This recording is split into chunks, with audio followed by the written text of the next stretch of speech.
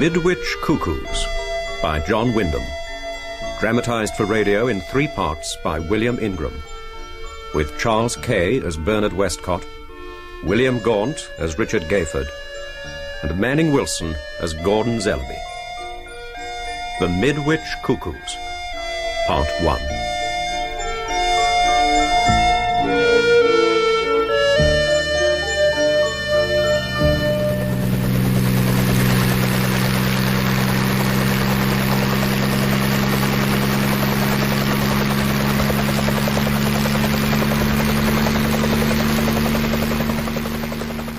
To base. Reco 1 to base. Come in, please, base. Loud and clear, Reco 1. Your present position. Over. Following the main Midwich road. I see the military have got their roadblocks up. Done a good job. 3-mile tailback. You can hear the horn honking from here. Roger, Reco. Trouble ahead. Coming up to it now. Quite a bit of it. 1 fire engine keeled over, near side wheel in a ditch. Black saloon car ditto. Man off his bike, a couple of 100 yards further on. I'm coming up to a school bus now. At a right shambles. Any movement? Negative, base. Leaving the road route now, heading across the fields to Midwich village itself. Understood.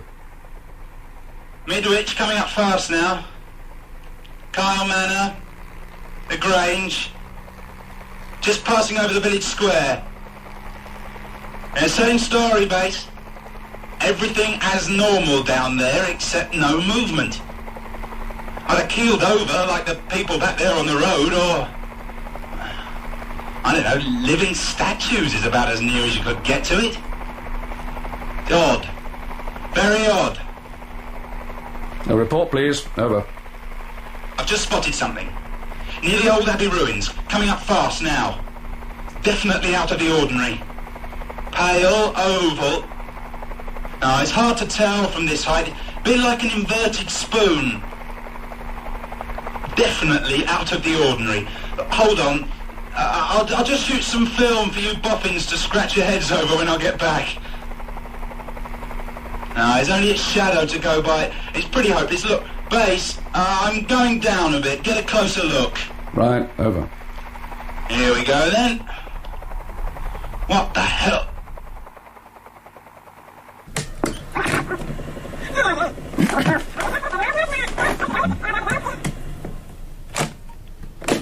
Closer look.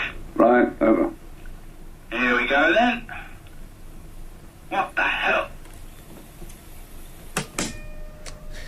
That's where it ended, Colonel. Yeah. Would you like me to play it back to you again, sir? No, leave it, Beamish. Heard enough. Sir?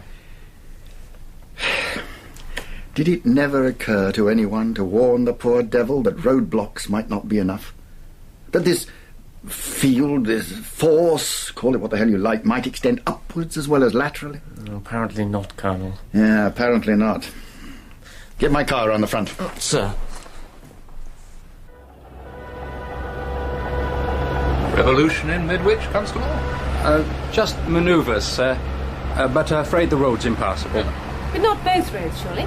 Sorry, ma'am. Oh, we do live there, if it makes any difference. None at all, sir. Your best bet would be to get back to the Eagle till we gets it clear. Be best all round, on account of getting through. I'll walk across the fields, darling. You follow on when the road's clear. No, ma'am. Not possible, neither. Why on earth not? Seeing as how you live there and...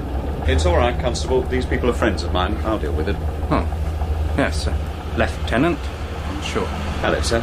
Mrs. Gayford. Sorry about that. I'm sorry we couldn't make it to the manor, Alan. I thought you'd still be tucked up in your cot nursing a gigantic-sized hangover. It was last night you and Ferrelyn were announcing the engagement, wasn't it? Finally got it out into the open. Gordon and Angela were delighted. Should think so, too. Even if Gordon still kept getting my name wrong and insisting it was common knowledge already. Heard it from their own lips months ago. Oh, dear Dotty Gordon. But, alas, duty called, huh? As you say, sir. It's very mysterious, all this. Indeed, sir. Not just manoeuvres, though. You can't get through because nobody can. The fact is, we're totally out of touch with Midwich. First came to light when the telephone exchange refused to answer. The post office people sent a van off to investigate. It never made it. Neither did a police car. Or a fire engine shortly afterwards. We sent a couple of our own men up to the wreck. They got within a couple of feet, then just dropped. Like flies. Anyway, we've got some inkling of what's happened. Managed to get this harness contraption around one of the fellas, drag him clear. And? Like driving into some kind of wall, was what he said. 1 minute everything normal, and the next as though you'd been poleaxed. From what we've been able to make out, it's affected a 2-mile radius, with Midwich bang in its centre. Some kind of gas, do you think? For God's sake, Richard, what about... Yes. Oh, I'm sorry, Alan. They'll be all right. I'm sure they will. Thanks. Lieutenant Hughes? Sir? If I were you, I'd leave the car. Check in at the Eagle. One hell of a crush, but I dare say they'll be able to squeeze you in somewhere. Mm-hmm. Yes, I dare say.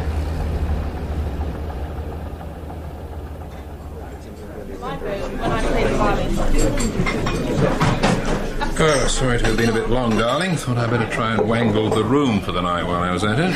Any luck? Not easy. Crossed a sweaty palm and settled for a very expensive linen cupboard right at the top. Oh, idiot. Cheers. Now, what on earth would he be doing among this little lot, I ask my tiny self? Beg your pardon? Well, it is Richard, isn't it? Richard Gayford? Or are these war-weary eyes deceiving me? Sorry, I'm afraid... Tear away the veil of years, old son. Ardennes? Reichsfeld? How about the Battle of the Rhine? Bernard. Right fellows tricked it in Bernard 10. Westcott, but for heaven's sake, I never... Don't say it. A couple of extra chins, a balding pate, and an insidious paunch, and you two could emerge incognito. Darling, this is Bernard B. Bernard. I had gathered.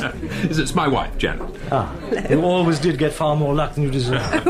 Delighted. I've heard a lot about you. Sit down. Only for a minute, though.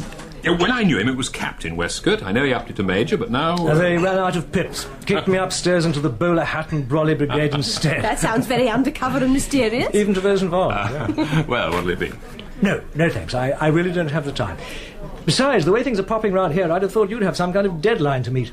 Deadline? Oh, good Lord, no. I'm not one of the newspaper brigade, if that's what you're thinking. No, I'm still turning out the odd novel, but I'm afraid deadlines, not to mention bylines, are quite beyond me. I simply assumed that with half Fleet Street sprawling all over the lounge, not to mention drinking the cocktail bar dry... Not guilty. Innocent bystanders. Victims of fate, more like. Oh?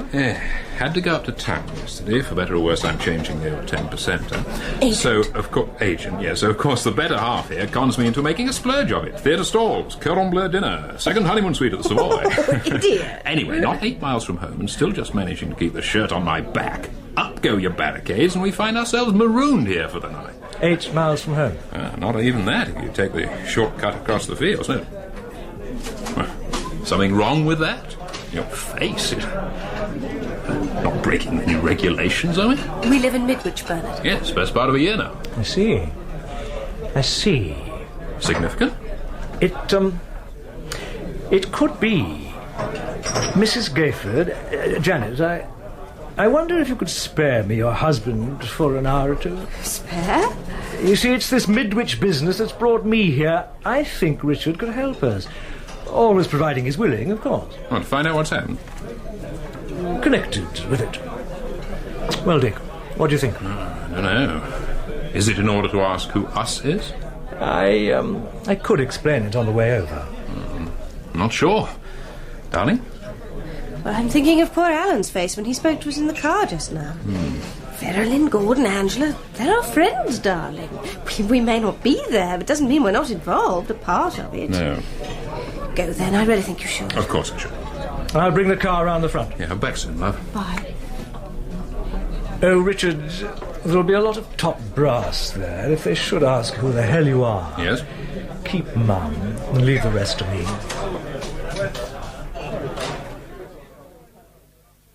And that is it, gentlemen. As far as we can tell. Or hazard a guess? With due respect, Colonel... Captain? We've established that the thing is static, invisible, odourless, non-registering on radar, non-echoing on sound, immediate in effect on mammals, birds, reptiles, insects. But as to what it actually is, we haven't a clue yet. Not yet, Group Captain. Is what I said. Chief Constable, you do realise that whatever the eventual outcome, it's essential the whole incident is kept quiet. Kept quiet, man. Kept quiet. A 2-mile circle of the country completely blanketed by this thing, and you expect it to be kept quiet? That was the instruction. Security is of the opinion... Damn security. How the hell do they We've done our can... best to put it round as some surprise tactical exercise. Group Captain Harding. Special dispatch, sir.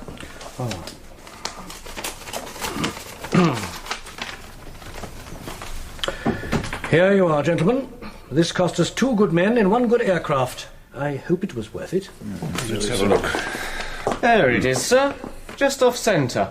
Yeah, and much the way the poor devil described it. Pale, oval, a bit like an inverted spoon. Could be some unusual kind of building. Not a chance. I was round there myself less than a week ago. In which case, our top priority must be to see it doesn't get away. Quite. Obviously. Yes? Yes. I see. Yes, I'll tell them. Well, man. They're ringing the church bell in Midwich. Crisis over. Crisis over? As for your top priority, Colonel, what? You can forget it. It was either a mirage, or it's no longer with us.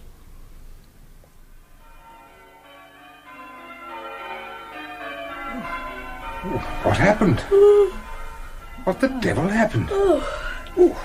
Daddy? Daddy, where are you? I'm over here, dear. As near as I can make out, propping up the bookcase. Angela, you all right? As far as I can tell. But cold. So cold. Yes. Not to mention stiff. I don't believe these are my legs at all. If you hear a rattling noise, it's my teeth. Why are they ringing the church bell? It's not Sunday, is it? Not unless we've been out cold for the best part of a week. Here's a rug each. Oh, thank you. I'll see if I can get a fire going. It's dead as a dodo. Fire. You know, it's odd that I should have to live this long before appreciating the underlying sunness of fire worship. How are you feeling, old girl? I'll survive. What happened? What on earth could have happened, Gordon? Well, heaven only knows. I remember seeing Alan off, and you would insist on popping that other bottle of champagne. Don't be idiotic, Daddy. Keep your fingers crossed. I think the sticks have caught. Marilyn! Angela! In here, Alan. Oh, thank God. Darling, are you all right? Apart from doing a very good impersonation of Eskimo Nell, I've never felt better. You'll have to excuse us not getting up. Our joints seem to have cemented. What happened, Alan? What on earth happened? If the truth were known, I think they're all as much in the dark as you are. Positively Stygian, then. Anyway, first things first. Do your best with that fire, darling. There'll be hot drinks in a jiffy. Ooh. Hot drinks in a jiffy. Such music in a simple phrase. I'll take my black, thanks. It's damn good of you to give us a lift back. See how anxious you're getting. At least my official clerk let us through before the rest of the pack. Besides, for a dinner like that, I'd have driven you to hell and back. Thank you, kind sir, she said. Except you're not here on behalf of the Good Food Guide, are you, Bernard? Richard. Good old Richard. Nobody's fool. So just stop treating me like one. How far have you got? About you? It's a start. Well, to begin with, I'm not letting the Donegal tweed and fisherman's hat fool me. Judging from the amount you contributed, or at least managed not to contribute, to that meeting this afternoon, I'd say intelligence in one of its many guises, right? There are various angles. You're right about something else, too. I came because I had a proposition to make. I still do. So why don't we hear it? Essentially, it's this. We feel it's pretty important for us to keep an eye on this place. For some time. To know what goes on here. Now, we could introduce one of our own men to keep us posted, but he'd have to start from scratch. If, on the other hand, we could get someone who already knows the place, is accepted. I get the drift. But don't think too much of him. No, not much. It rather sounds as if you're asking us to spy on our friends and neighbours. I think a professional would suit you better. This is our home, Bernard. We're part of the community. Which is why I can ask it. Oh? Unless I'm much mistaken, the community may well have need of someone who has its welfare at heart, to keep an eye on it. But Almost everybody in this village has been exposed to a curious and totally unfamiliar phenomenon. Well, whatever it was they saw or thought they saw on the aerial photograph. And now you and all the rest of the place are assuming it's all over and finished with. Why? It's gone, so why not? They simply came and did nothing, went away again and had no effect on anything. I don't know. No visible effect? No visible effect. Go on, Bernard. Well, it means rather little nowadays, doesn't it? I mean, you can, for instance, have quite serious doses of X-rays, gamma rays, with no immediate visible effect. Well, it's all right, we've checked nothing. But something that we were unable to detect was present. Something quite unknown to us that is capable of inducing, well, let's call it artificial sleep. Now, that is a very remarkable phenomenon. Quite inexplicable to us, and not a little alarming. Do you really think one is justified in airily assuming that such a peculiar incident can just happen, and then cease to happen and have no effect? Oh, it might be, of course. But surely one should keep an eye on things, if only to see whether such is the case. Or not. Now you're making it sound like some kind of welfare work. I am, aren't I? Just what are you expecting to happen here, Bernard? Would I be asking your help if I already knew?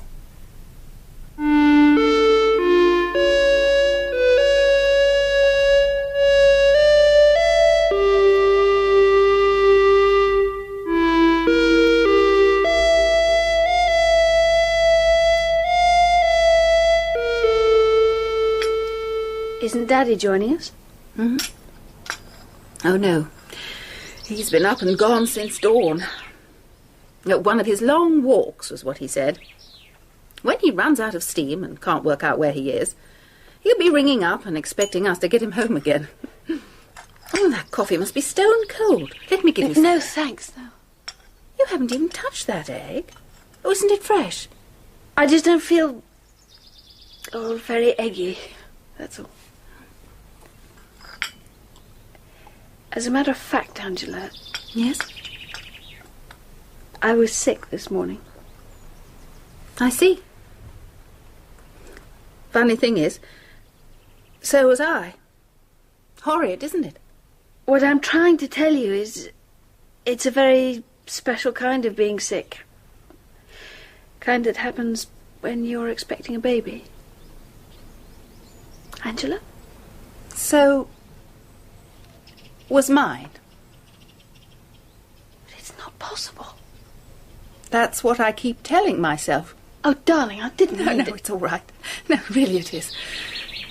Well, it's against all odds, let's face it. From my age point of view, well, possible, but only just. As for your father, 3 grandchildren by his first marriage, but as far as we were concerned, I don't think it occurred to either of us. That's all. You see? Oh, darling. Angela. Oh, there. It's all over. You see, I never actually believed it myself, but telling it to someone else suddenly made it real. Oh, I'm thoroughly selfish, too. I'm so sorry, dear. Oh, you needn't be. I just don't feel weepy about it. I feel frightened. Frightened? But why on earth should you be? It may not be proper, of course, but certainly no need to start getting puritanical about it. The first thing to do is to make sure you're right. I am right. Well, then. But I don't understand it. What's there to understand? Alan certainly won't let you down. He adores you. He does, doesn't he? You're the one that keeps postponing the wedding date. Now there'll be no excuse. Oh, quite the contrary. As far as Alan's concerned. It wasn't Alan, you see. Farrelly. No. No, not anybody. You see. That's why I'm frightened. I'm terribly frightened.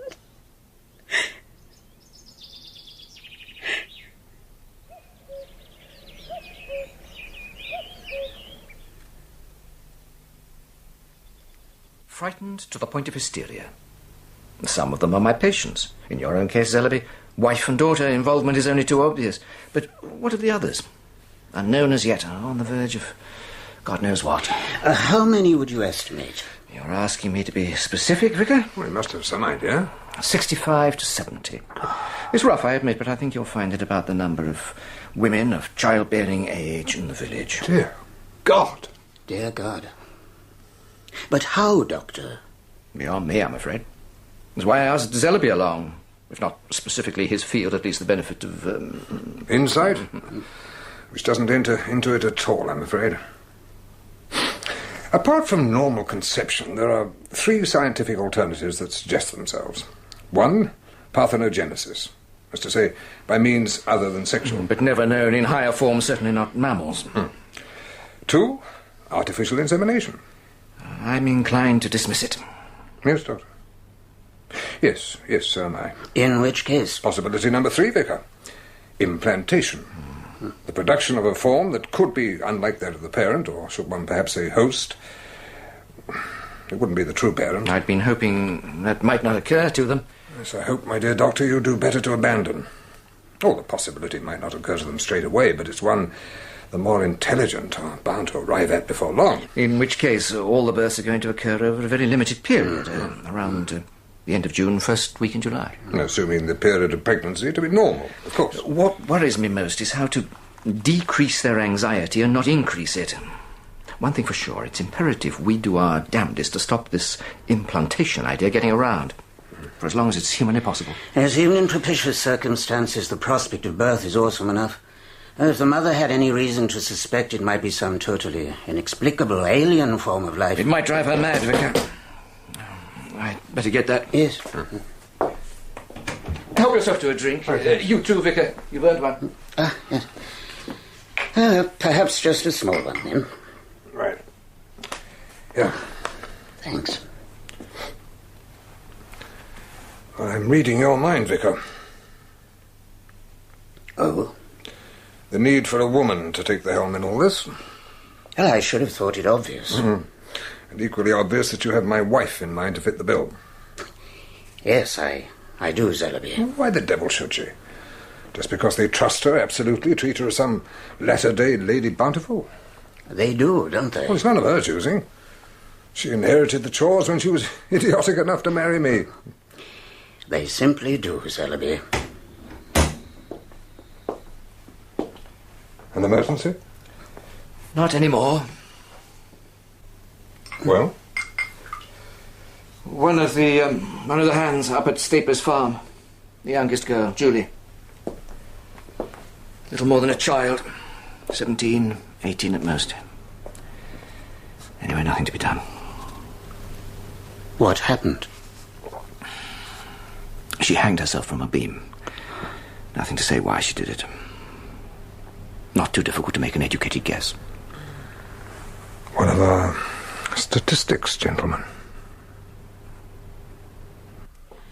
In conclusion, ladies of Midwich, I thank you for being here. I appreciate the courage and openness it takes for you to be sitting before me now. Something very strange has happened here, not just to one or two of us, but to almost all who are capable of bearing children. Nobody but a child or a childish person expects life to be fair. It's not. And the months ahead are going to be harder on some of us than others. Yes. Nevertheless, fair or unfair, like it or not, we're all of us, married and single, alike, in the same boat.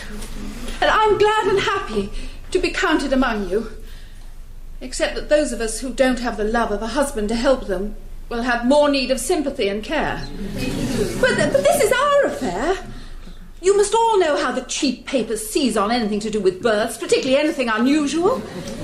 But they make a peep show of it, as if the people concerned were freaks in a fairground.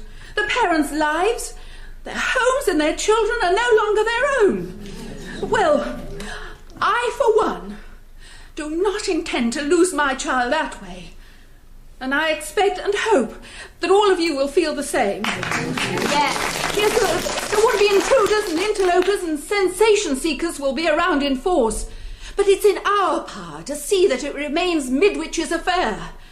To be managed, not as some ministry or newspaper tycoon decides, but as the people of Midwich wish it decided. Hear, hear.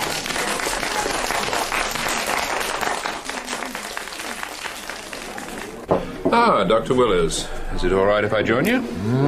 Join away, join away. A bit drunk, I'm afraid. Never the intention of getting a damn sight drunker. Why, any particular reason? Wetting the baby's head, aren't I? What better? Just delivered a baby, you see, one of our extra special babies. But surely... It's premature. So, had to give him a helping hand. I see. Was it, all right? Perfect. Perfect. After all that waiting and worrying, nothing wrong at all. Perfect. Except for... Well? The eyes. It's got golden eyes.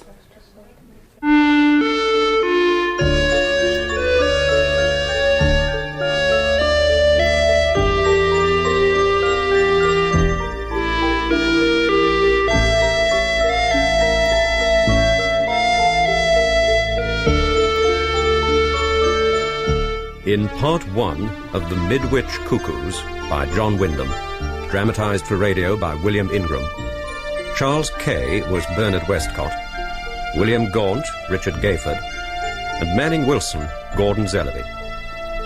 Angela Zellaby was Pauline Yates, Ferrelyn, Jenny Quayle, Janet Gayford, Rosalind Adams, Alan Hughes, Gordon DeLue, Dr. Willers, Hugh Dixon, and Vicar Leabody, William Ingram.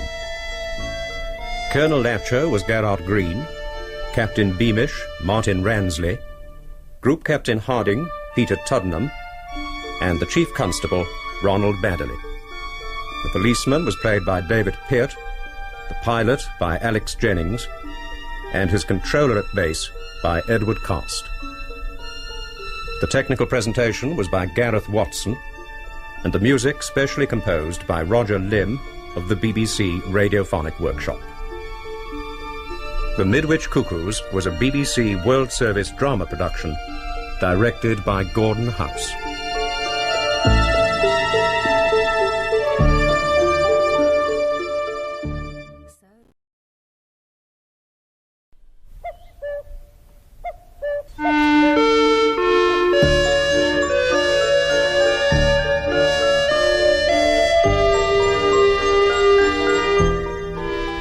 The Midwich Cuckoos by John Wyndham, dramatised for radio in 3 parts by William Ingram, with Charles Kay as Bernard Westcott, William Gaunt as Richard Gayford, and Manning Wilson as Gordon Zellaby. The Midwich Cuckoos, Part 2.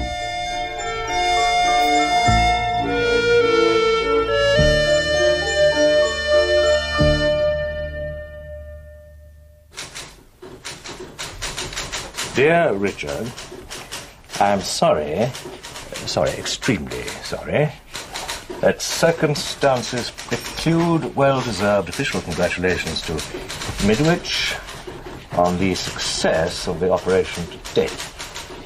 It has been conducted with a degree of discretion and communal loyalty which, frankly, has astonished everybody in the department. Most of us were of the opinion official action on our part would prove necessary long before this. Now that all the babies have been safely delivered, I think we are justified in concluding the initial, and one hopes, final crisis is past. Sign it sincerely. Sir? Miss Greer, no distribution, file copy only. And sent it per usual road dispatch. Sir. Morning, Vicar. Ah, Zellaby. Still signing up the recruits, I see? Yes, easing off now. Only 2 or 3 more to come. 100%, eh? Just about. Well, I suppose it gives them the slight feeling of being able to... To regularise matters. Quite. Yes, young Mary Histon. She chose the name Theodore. All on her own, I gather. Oh, that a child like Mary should want to call her baby the gift of God instead of being ashamed of it. Why, it's a tribute to the whole village. Well, then the whole village showed how, in the name of humanity, it ought to behave. Teamwork. With a fine captain in your wife, Zellaby. No arguments there, Vicar. And with my boy having the Zellaby nose, after all... And no golden eyes, eh? Well, it's a blessing to be grateful for. I have to confess things seem a bit flat after the battle. Battles are only the highlights of campaigns. Who's to say there aren't more to come? Who are these children, Zellaby? There's something about the way they look at one, those curious eyes. They are strangers, you know. I can't help it, but I keep returning to the notion it must all have happened as some kind of test.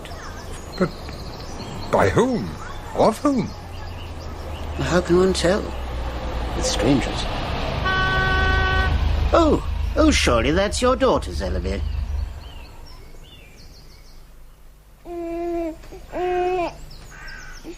You back so soon, then? I thought your mother said something about not being in for lunch. Darling? You all right? You don't look at all... I will be, but if you just give me a minute. What on earth's happened?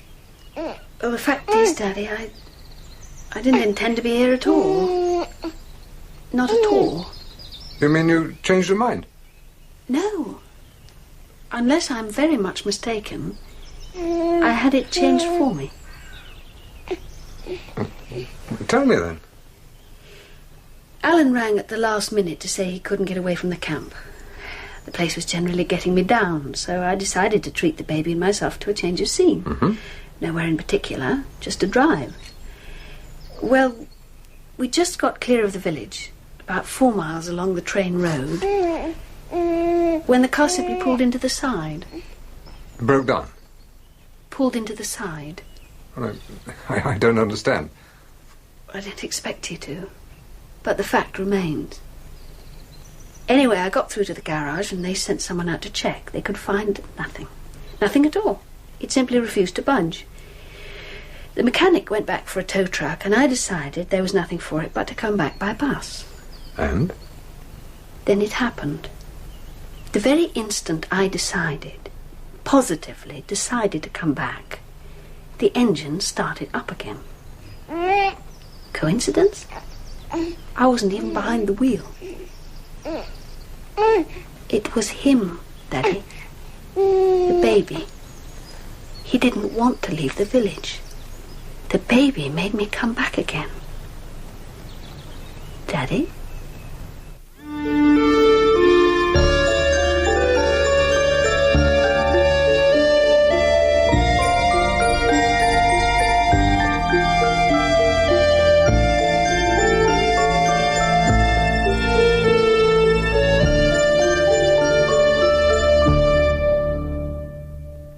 You've got to get her away from here, Alan. It's essential. In view of the car incident, I can only stress the sooner the better. I thought I'd made it pretty clear there was nothing I wanted more than to have Ferrelyn with me. Yes, but we're past that stage. If we weren't, I wouldn't be interfering. It's no longer just a question of what either of you wants or would like. It's what needs to be done. And for Ferrelyn's sake, even more than yours. She wants to join me. She set out to come once. But she tried to take the baby with her. It brought her back then. Just as it always will if she should ever decide to try again. She's become very attached. You must persuade her to leave without the baby, Alan. It's the only solution.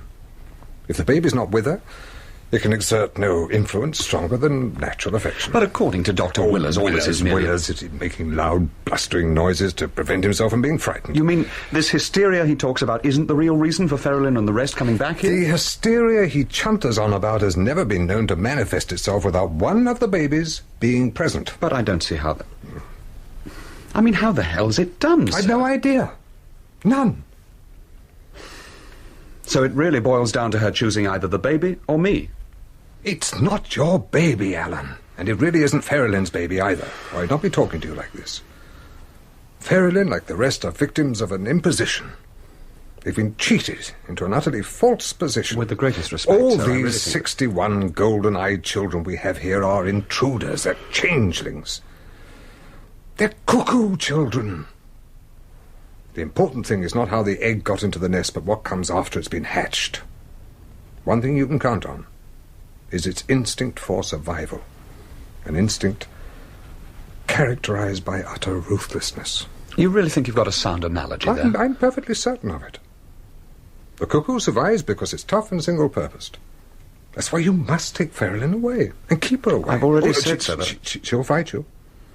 She's already more than halfway to accepting the child as her own. You must simply refuse to be blackmailed through her better instincts. If Angela's child had turned out to be... Cuckoo child? Yeah. One of them, what would you have done? I should have done what I'm advising you to do. Oh, I thought I heard voices. Study talk, Alan. I hope the old tyrant hasn't been laying down the law to you. Hello, Angela. Alan, darling.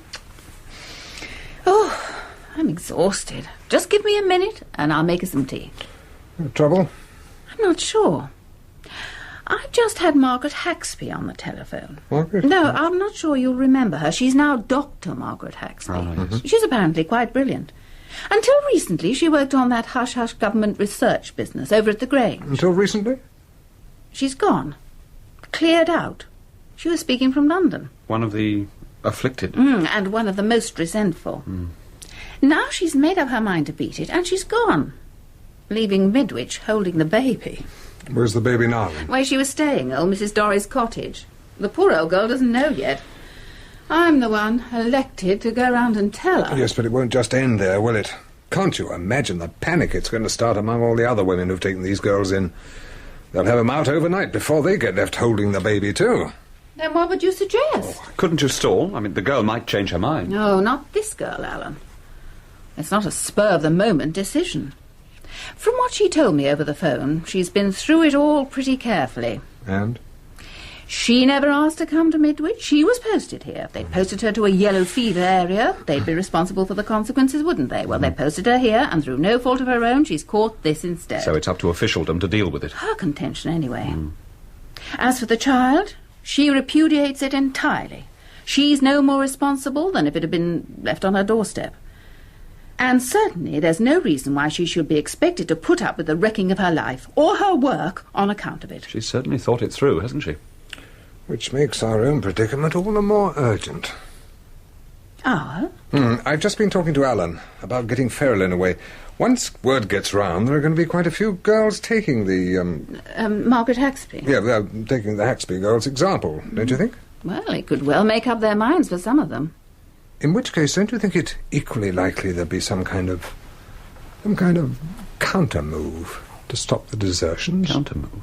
Oh, well, I doubt it would ever come to that. When it comes to publicity, you know how reluctant the authorities have been to... No, not by the authorities. Why? What do you mean?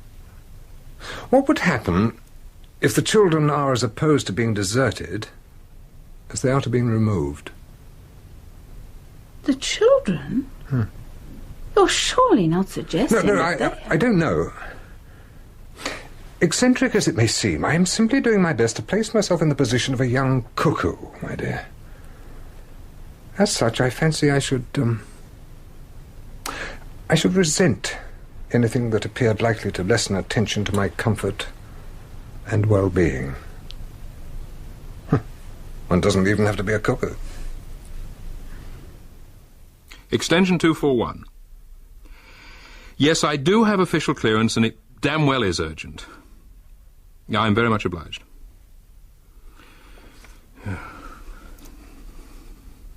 Bernard Richard, we've got a panic on. Or something's cropped up. New developments. No, I can't talk about it over the phone, and no, it's nothing I can damn well write about either. Look, I know there's a certain official reluctance, and you'd rather stick to the formula of let the village work it out for itself, but, well, we're just getting in a teeny bit over our heads. When's the earliest you can get down here? Earliest? Right, I'll get on to Zellaby and some of the others. Ugh, bureaucratic Burke. The survival rate of my deliveries, 100%, resulting in 31 males and 30 females of this special type. means that only superficial study has been possible. Some of the characteristics observed, though, were common to them all.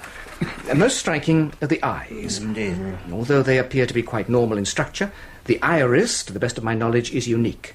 The colouring being of a bright, almost fluorescent-looking gold. It's common to them all. The hair, noticeably soft and fine, is of a slightly darkened blonde shade. The finger and toenails are a trifle narrower than usual, but there's no suggestion of a claw.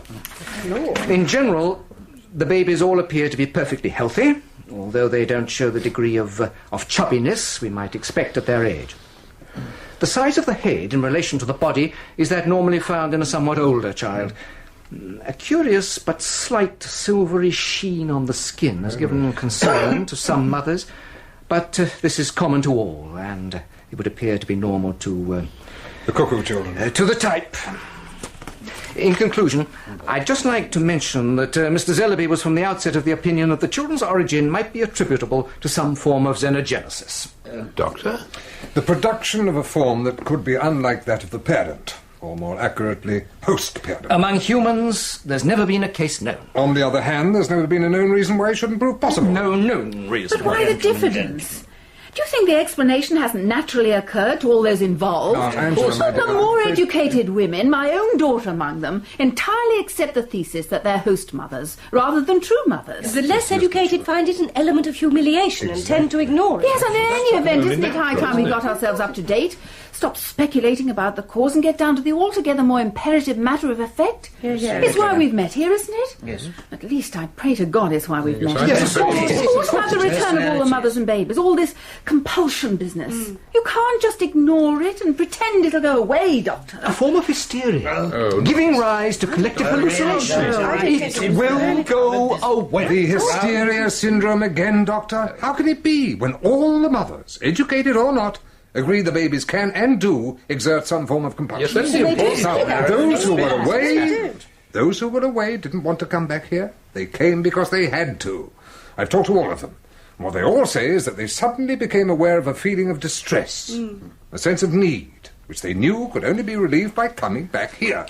Classic. Look at the facts, and what do we have? A number of women are the victims of an improbable and as yet unexplained phenomenon. And a number of babies not quite like other babies. That is greatly simplification. The facts must be either admitted or somehow sublimated.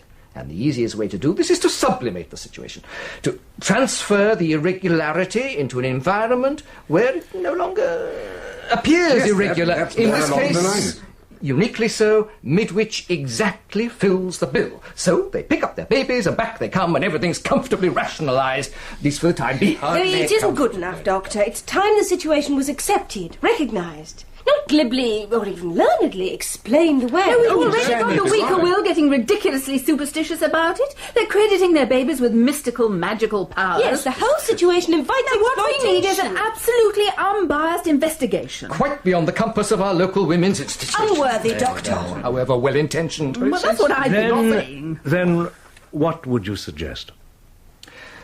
Somebody should be making a thorough study of these children. There ought to be a team of experts on the job. Like the rest of us, I kept quiet before the births because I thought it was best for everyone. Well, we all did. And the mothers in particular. Well, you were right about That need is past. It's nothing less than a national scandal that such a phenomenon as this should be hushed up to the extent of going practically unobserved. Given these children... Think of the opportunity for a study of comparative development we have here. Environment, conditioning, association, diet, and all the rest of it. What we have here is a burning of books before they've even been written. Something must be done about it. Well, gentlemen, all very rousing, to be sure. Old Willers can certainly hoist his colours to the masthead when he's a mind to. As you say, Zellaby.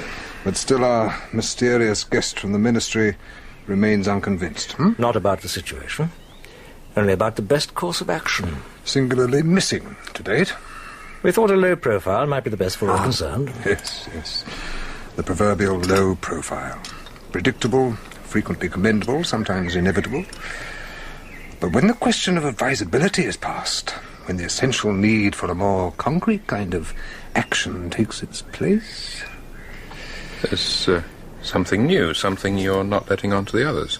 Is there? Oh, come off it, Zellaby. It's not difficult to see you're already one step ahead. But not always a reason for self-congratulation. Well, then, you have no choice. The fact is, while the good doctor has been peering down his microscope, getting to grips with the laboratory side of things, I've been rather more active in the field. I don't understand. Richard, could you bring your friend here along to the cottage hospital, say about 10 tomorrow morning? I had planned on an early start. I'll delay it. You'll find it your best interest. Or should that be our best interests? It's a lovely evening, isn't it?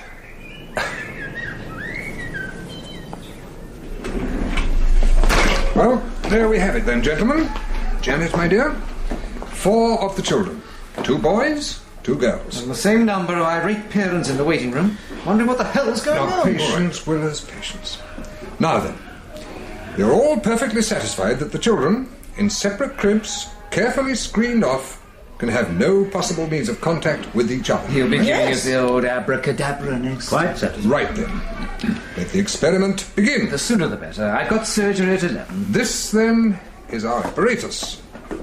1 small box containing 1 piece of barley sugar. It's not just any old box, though, you understand? A product of feckless Nipponese ingenuity. It has no visible means of opening, but slide aside this piece of marquetry here, and there's your barley sugar. Miraculous. Patience with us. Right. Box closed. Now, which of the infants shall we give first try? But none of these babies is quite 1 year old yet. It makes no difference. Please, name a child. How about the Brant boy? The Brant boy. The Brant boy it shall be. All right. Now, here we go. Janet, you give it to him. Right. So, he just thinks it's some kind of rattle. He does, doesn't he? Now, we take the contraption across over here to the Dory boy in the next cubicle. And as before, we give him the box. He shakes it. He realizes that there's something inside, but he can see no way of getting to it, so this time we show him how. And give him the sweet, 1 satisfied customer.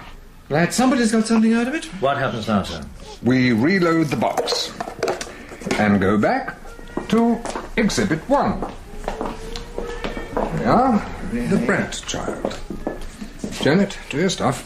Oh, well, yes.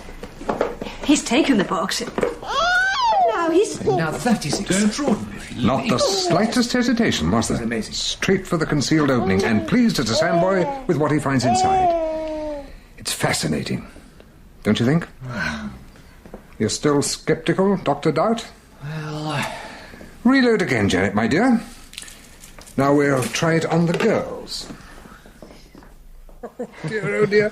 Poor old Willers, eh? Did you see his face? I wondered for a minute if he'd ever make his surgery. I thought Matron might have to tuck him up in a side ward and treat him for extreme shock. He had my deepest sympathy. The box idea is pretty effective, even if I say so myself. Simple, incontestable, and off without a hitch. Here we go. I brought you black coffee, darling. Looked as though you could do with it. Nothing surer. May we take it that you've been trying other ideas on them? Yes, quite a number. Some too complicated, others far from conclusive. Besides, I hadn't quite got hold of the right end of the stick to begin with. Are you quite sure you have now, Zellaby? Because I'm not at all sure that I have. Oh, I think you have. Yes, I'm sure you have. I suppose you're wanting me to say your experiment shows that what one of the boys knows, all the boys know, though the girls do not. And vice versa.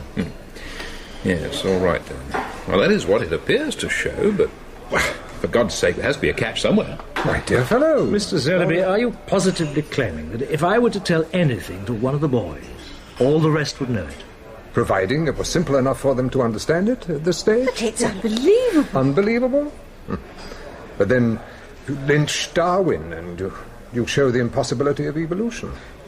You could always devise your own tests. Oh, I should have said that the one we've just seen has enough implications to capsize our entire social system. I'm still not convinced. I mean, couldn't it all be put down to some kind of sympathetic understanding, a kind of thing sometimes found between twins? Not unless it's developed far enough to have revolutionary new features. Besides, what we have here is not one single group en rapport, but two apparently without cross-connections. In other words, if I ask a question to any of these boys, I shall get exactly the same answer, and from whichever I choose to ask. If I ask them to perform an action, I shall get more or less the same result. But the decisive point is this. It will not be the individual child who answers me or performs for me. It will be an item of the group. Go on. Right, what we seem to have, is 61 individual entities. I maintain we've been fooled, that appearances have been deceptive. What we actually have are two entities only. A boy, a girl. Yes. No. Though the boy has 31 component parts each, the physical structure and appearance of individual boys, and the girl has 30 component parts. I find that rather hard to take, My Sophie. dear, so did I. You're putting forward this as a serious proposition, Sir Sotheby. It's not just a dramatic manner of speaking. No, I'm stating a fact. Having shown you the evidence first. No, all you've shown us is that they're able to communicate in some way I don't understand. But to go from that to some wild theory about non-individualism is too much at one jump. Because you've only seen one test. I've conducted many. None of them contradict the theory, though I prefer to call it collective individualism. Moreover, it's nowhere near as wild as it appears at first sight. It's quite a well-established evolutionary dodge for getting round shortcomings. A number of forms that appear at first sight to be individuals turn out to be colonies. We ourselves combine in groups consciously instead of by instinct for the same purposes. But why shouldn't nature produce a more efficient version? Unless the human race is to stagnate, we must find some way of getting round them. I feel a bit like a chameleon, placed on a colour it can't quite manage. You know, I've wondered about these two groups quite a lot. I've even felt there ought to be names for these two super spirits. You'd certainly imagine there were plenty to choose from, and yet I find just two out of them all persistently invade my mind. Adam and Eve.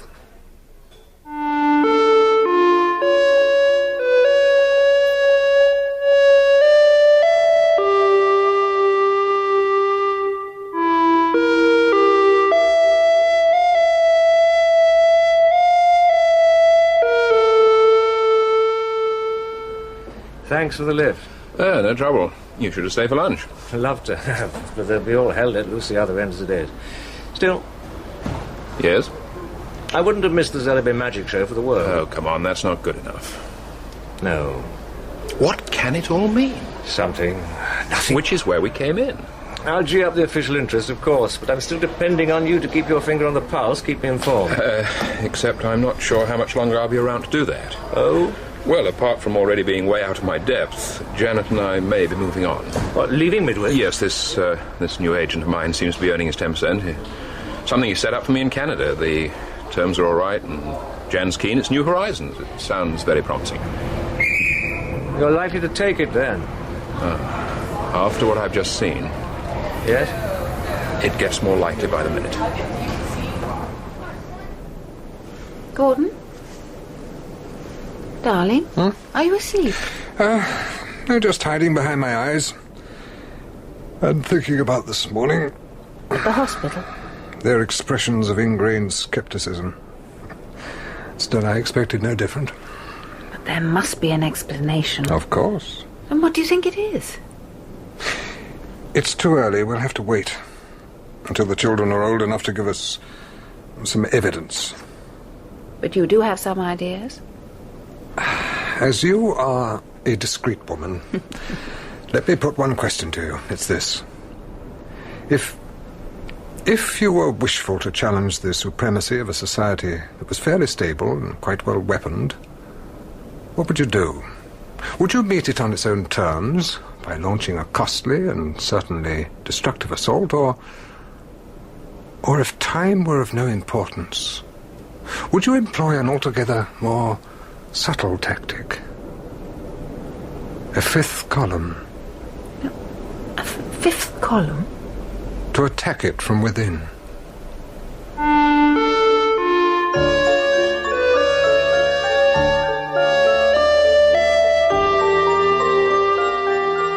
In Part 2 of The Midwich Cuckoos by John Wyndham, dramatised for radio by William Ingram, Charles Kay was Bernard Westcott, Manning Wilson, Gordon Zellaby, and William Gaunt, Richard Gayford. Angela Zellaby was Pauline Yates, Ferrelyn, Jenny Quayle, Janet Gayford, Rosalind Adams, Alan Hughes, Gordon DeLue, Dr. Willers, Hugh Dixon, and Vicar Leabody, William Ingram. The technical presentation was by Gareth Watson, and the music specially composed by Roger Lim of the BBC Radiophonic Workshop. The Midwich Cuckoos was a BBC World Service drama production, directed by Gordon House.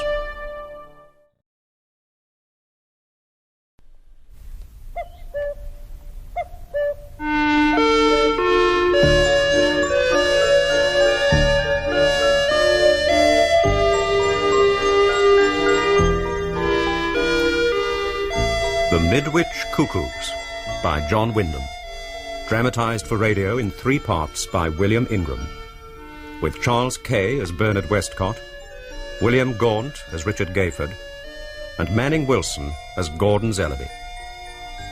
The Midwich Cuckoos, Part 3.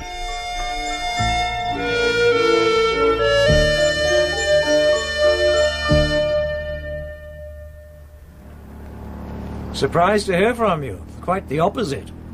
The surprising thing was you hadn't been in touch before this. Oh?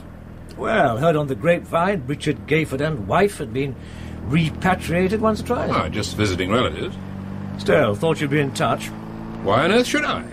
Curiosity? About Midwich? A simple curiosity. How was Canada, anyway? It's pretty uneventful. So, just what the doctor ordered, eh? Midwich, 6 miles.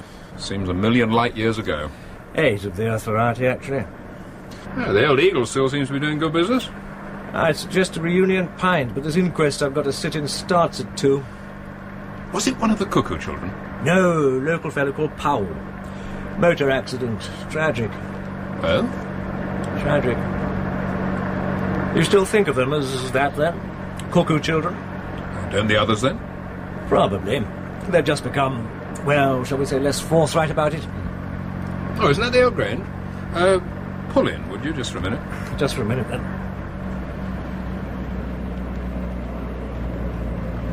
Midwich Grange, Special School, Ministry of Education. The children? Exactly. Well, Zellaby's exotic conception was a lot less exotic than it seemed. You remember that experiment of his, the barley sugar in his secret Chinese box, no apparent way of getting at it. But show one boy the way in and it became common knowledge for the rest. Exactly. Well, it didn't stop there. At just 2 years of age, one of the boys learned to read simple words. 2? The next day, they found any of the boys could read them. A week or so later, the same thing happened to the girls. One breaking through the barrier, and the rest inheriting the gift. But how? Well, the arguments are still academic. The point is, however, it happens. They do have this rapport within the group. Sending them to ordinary schools was out of the question, so they came up with this place. A school come welfare come social observatory for them. It sounds the queerest setup I've ever heard of. Well, if you throw your mind back, it had a somewhat queer beginning. Well, push on, shall we?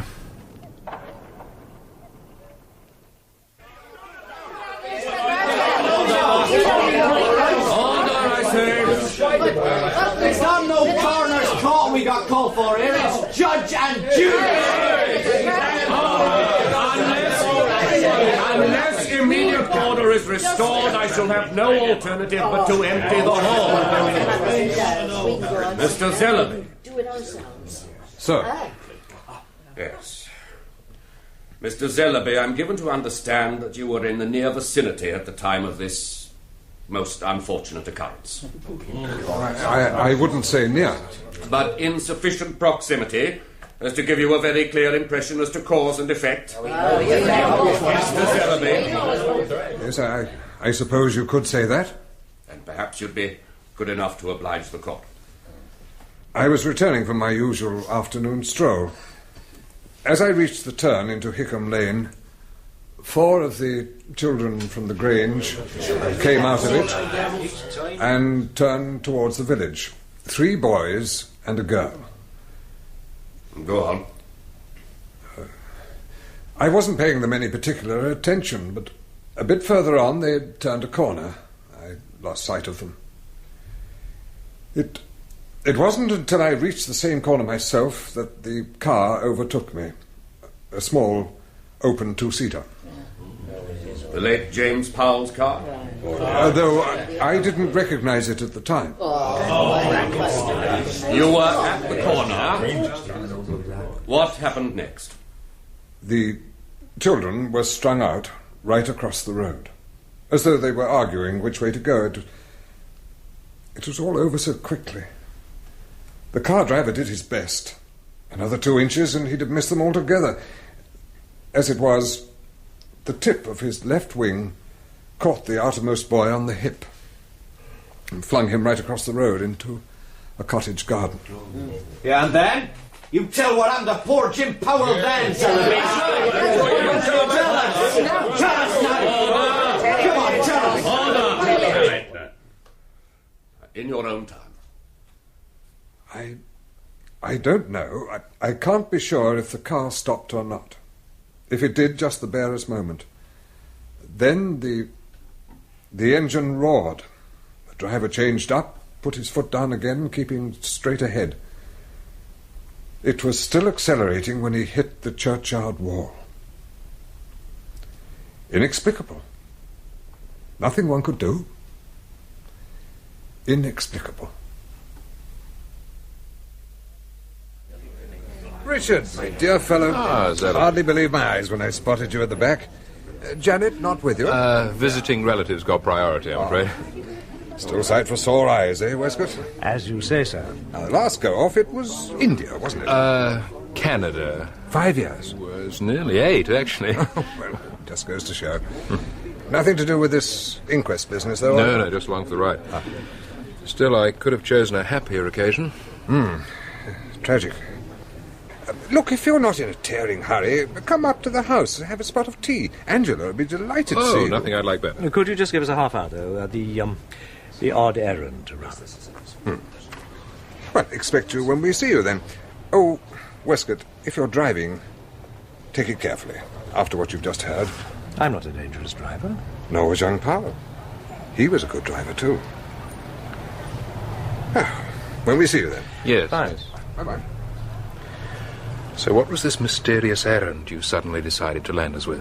Mrs. Williams, landlady of the Scythe and Stone, buttonholed me as we were leaving. It sounded urgent. Still not sure if I'm doing the right thing in telling you, sir. Lord only knows gave my word and all, but sitting through the inquest and the way they made it all seem... Perhaps it would be better if I... No, I'm sure Mrs. Williams doesn't mind you being here. No, sir. In your own time. Oh, that inquest. It's what happened after the accident that never came out.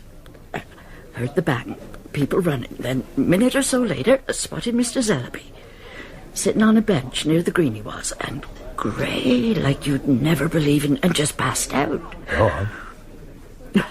All for getting the doctor I was, but, well, way he puts it to me, no point at all, he says. Important not to trouble the people one loves. So he makes me promise to keep quiet. But I... And no living soul would never have got it from me, except for what he went on to say after. About the accident? Funny sort of voice. Before the poor fellow drove into the wall, he hit one of the children. But he testified as much at the inquest. One of the children, I said. And suddenly I saw what he was meaning. And I stopped, because the way he was looking at me. Did he say anything more? Yes, sir. Perhaps I should have found it less upsetting if at some previous stage of my quite long life I had already had the experience of witnessing deliberate murder.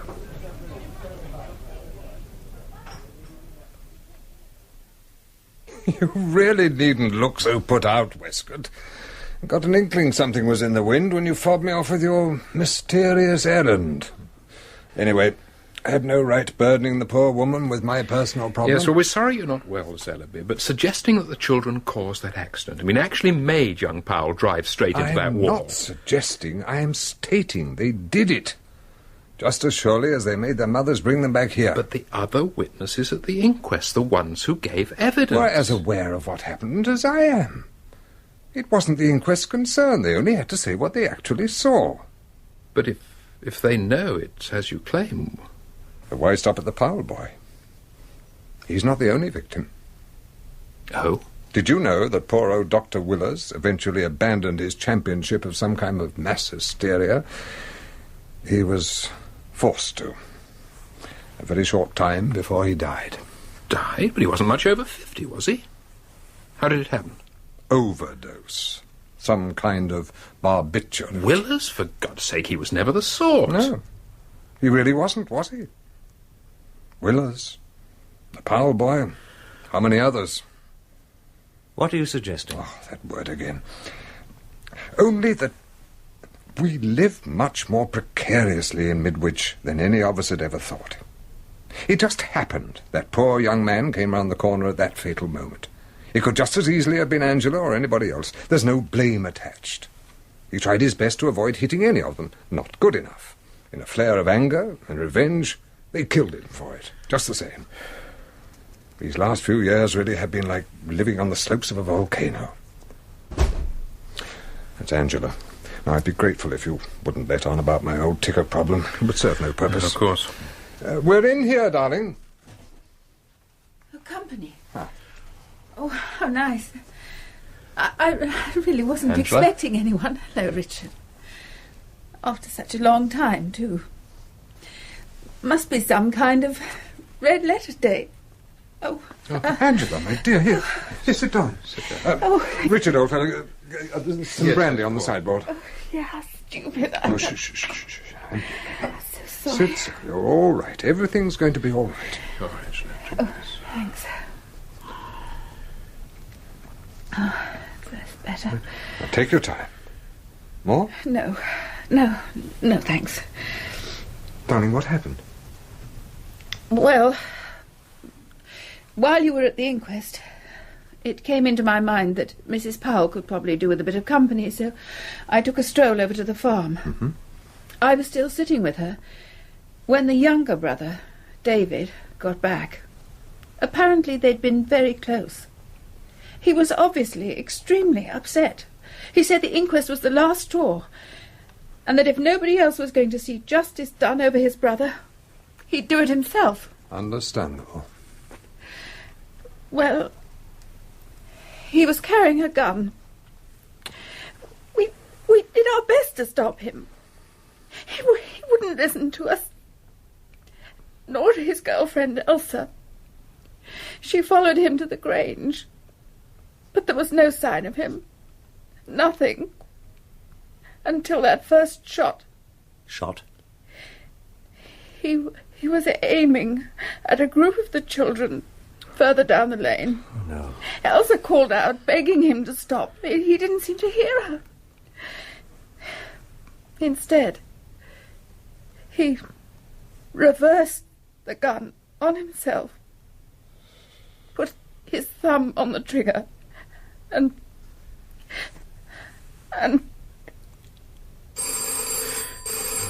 Get that, will you? No, Yes. Westcott speaking, Chief Constable. Oh, my God. When? Of course. I'll be with you as soon as I possibly can. Bernard? Your volcano is no longer dormant. Half the village is marching on the Grange.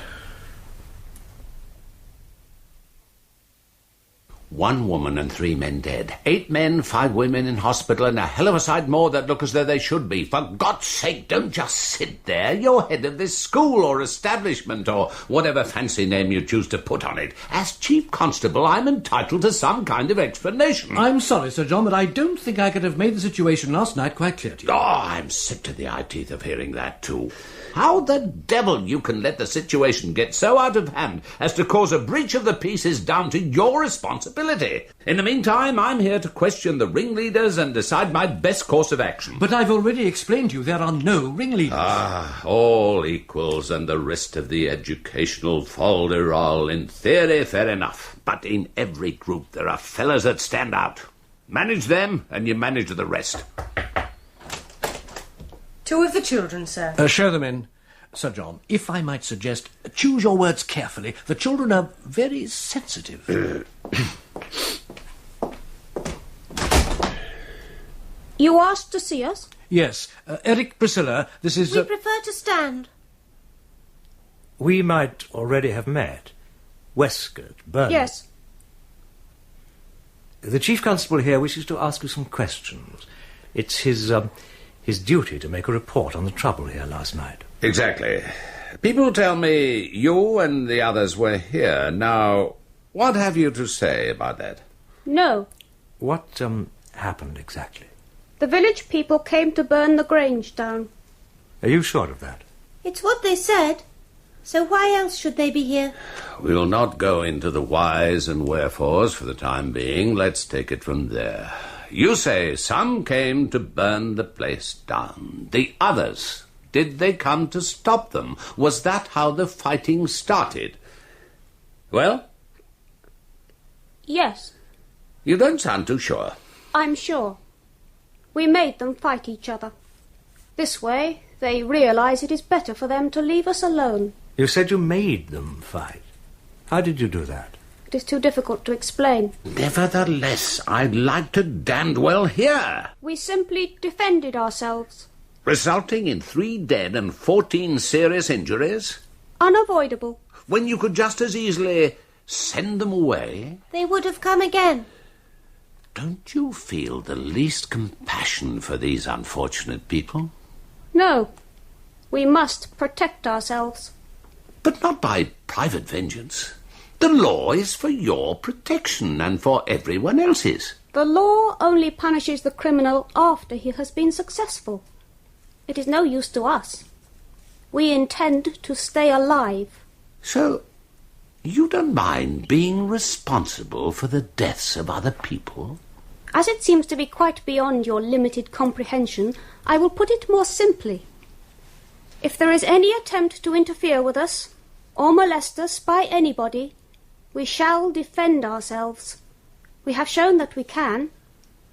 You damned young blackguard, you insufferable little prig. John. How dare you speak to me like that? Do you understand I represent the police force of this country? Please, Sir John. If you don't, it's time you learnt it, and Sir I'll John. see that you do, by It God. would be best for you to stop now. How dare you talk to your elders like that, you swollen-headed little upstart? Stop! So, you're not to be molested. You'll defend yourselves, will you? You've got a lot to learn, my lad. A lot. Eric, please no more. Eric, stop it. No, that's enough. Please. He's not hurt. He wanted to frighten us. So we have shown him what it means to be frightened. He'll understand better now. He'll recover when the glands are in balance again. All right when the glands are in balance again. Better at physiology than psychology. They've broken that man for the rest of his life.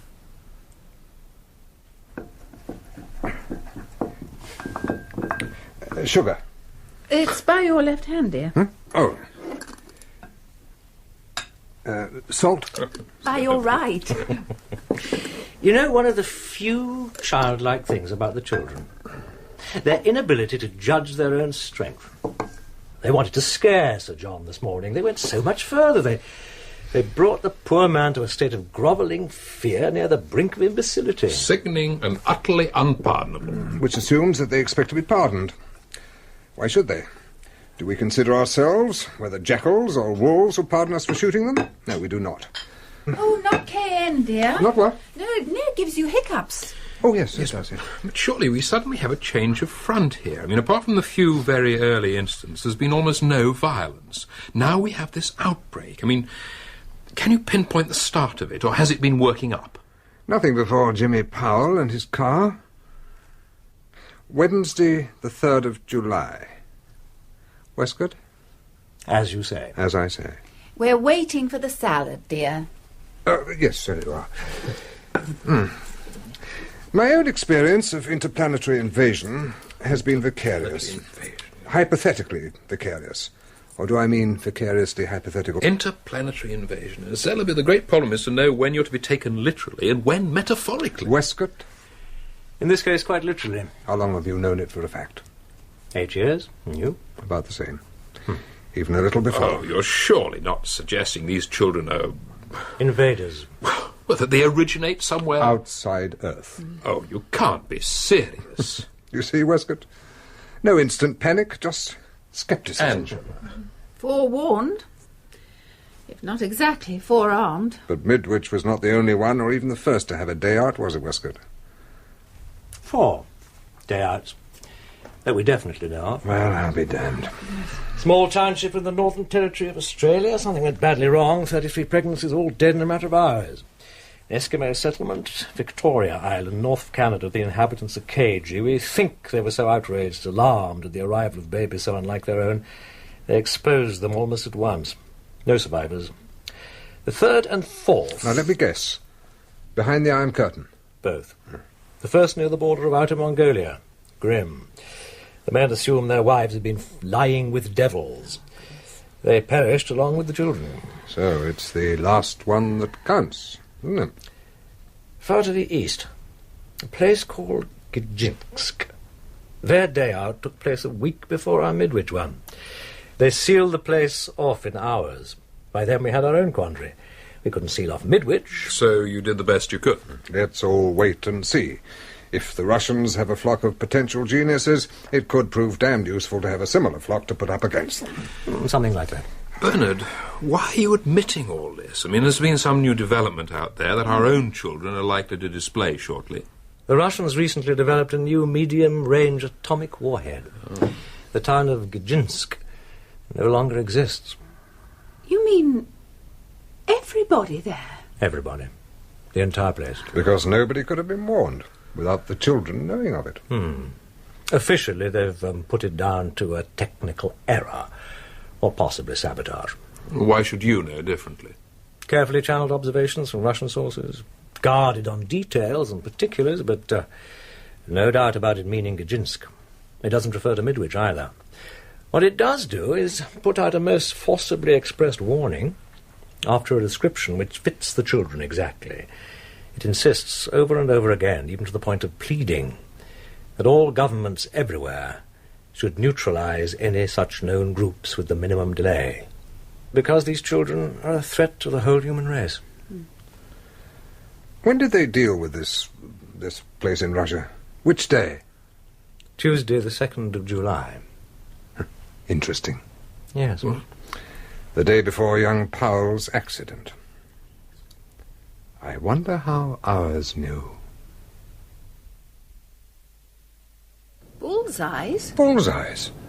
We know how they love 'em, so better make it one of those very large bottles. Well, you did say you were popping into train, didn't you? Bumped into that Eric lad on my stroll. One of the... Yes.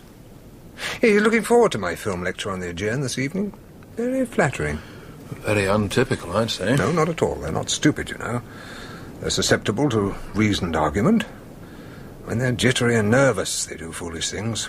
So now all we have to do is to say, sorry you killed 6 people by mistake. Let's forget all about it. Would you prefer to antagonize them? Gordon, I don't understand. Different yardsticks, that's all. You're judging by social rules and finding crimes. And you, Zellaby? Considering an elemental struggle. And finding no crime. Just grim, primeval danger. The wise lamb does not enrage the lion. It placates him, plays for time and hopes for the best. Darling? Now, you won't forget those bullseyes, will you, my love? They'll be expecting them. Hello, Mr. Zellaby. Ah, Eric, is that you? Mr. Zellaby? You've come down to give us a hand, eh? Splendid, splendid. Right, well then, let's make a start. Now, roller screen. That's it. And, microphone. Careful. And bless my soul, if it isn't a jar of bullseyes. Mr. Zellaby. Well, I hope there'll be a good attendance. We'll all be there. Splendid, splendid. Right, just that small case, and we're done. Well, that's it then. Off you go inside. There's just one more, isn't there? The heaviest. You'd already packed it when we loaded the rest. Yes, so I had. Well, that's about it then. Zellaby. I'd ask you to join us, but I must confess, Angela is considerably in my thoughts this evening. I was rather hoping that you, my dear fellow, that you, it would be a great kindness. Of course. Excellent. I knew I could rely on you. I must go now. Yeah. You'll be getting impatient.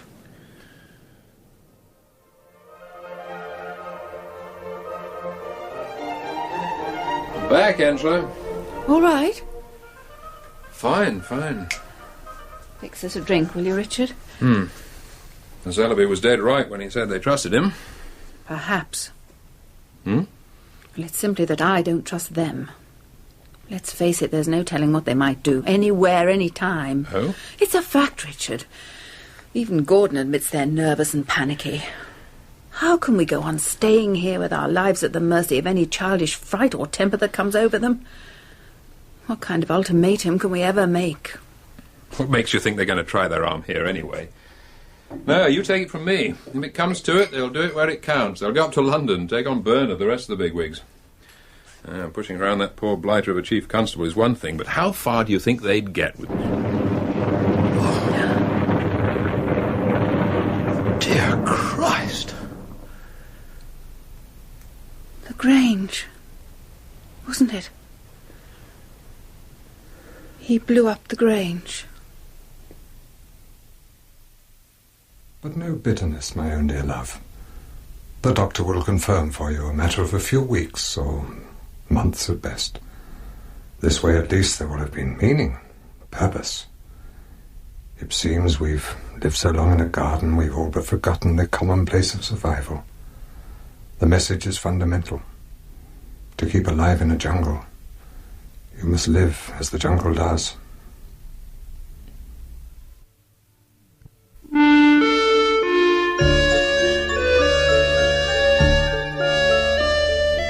In the final part of The Midwich Cuckoos by John Wyndham, dramatised for radio by William Ingram, Charles Kay was Bernard Westcott, Manning Wilson, Gordon Zellaby, and William Gaunt, Richard Gayford. Angela Zellaby was Pauline Yates, the Chief Constable, Ronald Baddeley, the Coroner, Nigel Graham, Dr. Torrance, Peter Tuddenham, Mrs. Williams, Catherine Parr, and the two children, Jill Lidston and Rosalind Adams. Simon Hewitt played a court witness. The technical presentation was by Gareth Watson, and the music specially composed by Roger Limb of the BBC Radiophonic Workshop. The Midwich Cuckoos was a BBC World Service drama production directed by Gordon House.